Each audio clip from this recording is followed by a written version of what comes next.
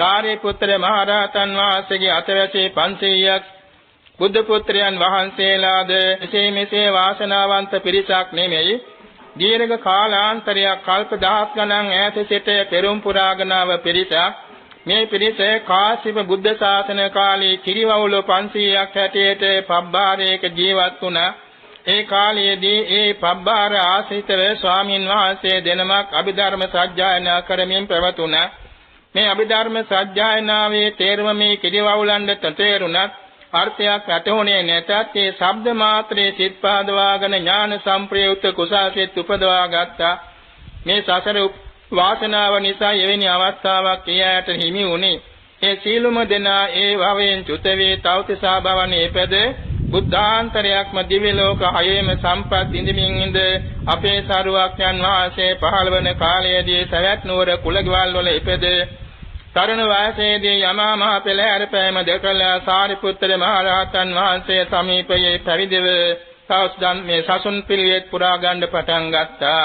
ඒ අතර දිනපතාම සාරිපුත්‍ර මහ රහතන් වහන්සේ උගන්වන මේ අභිධර්මයේ අනුපිළිවෙලින් දරාගත්තා. සරුවක්යන් වහන්සේ දින 90ක් තිස්සේ තවතිසා භවනේ දෙසූ දහමින් 80 කෝටියක් දෙන මාතෘ දිව්‍ය රාජානන් ප්‍රදාන 80 කෝටියක් දෙන මාර්ගඵල නිර්වාණාභිෂේකයෙන් උන්වහන්සේ අභිෂේක කරවා මනලොවට වැඩම කරවා වදාළේ වප්පුර 15ක් පොහෝ දාසේ සන්ධ්‍යා භාගයේ.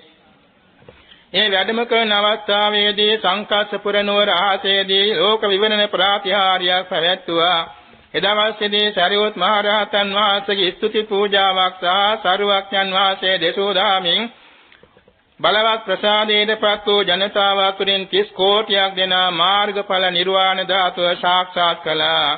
ඒ දවසේදී මතු බුදු වෙන මෛත්‍රී මහා බෝසතාණන් වහන්සේ සිරිවර්ධන නමින් ඒ ප්‍රදේශයේ සිටියේ ගම්පති කෙනෙක් සිටුවරයෙක් වශයෙන් ඉඳලා බුදු සසුනේ පැවිදි වෙලා මතු ලෝතුරා බුදු වෙන බවට නියත විවරණ පතුල් ලැබුවා කියන හැඳින්වෙනවා.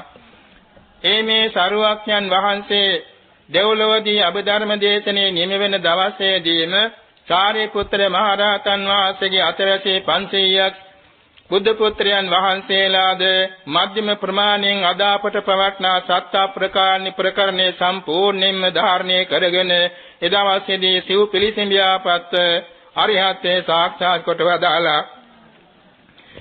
මේ සරුවක්ඥන් වහන්සේ විසින් දෙව්ලොවදී දේශනා කොට වදාළ අති විස්තර අභිධර්ම දේශනාවයි සාරිපුත්‍ර මහ රහතන් වහන්සේ ඉදිරියේ ප්‍රකාශ කොට වදාළේ අති සංක්ෂේප අභිධර්ම දේශනාවයි.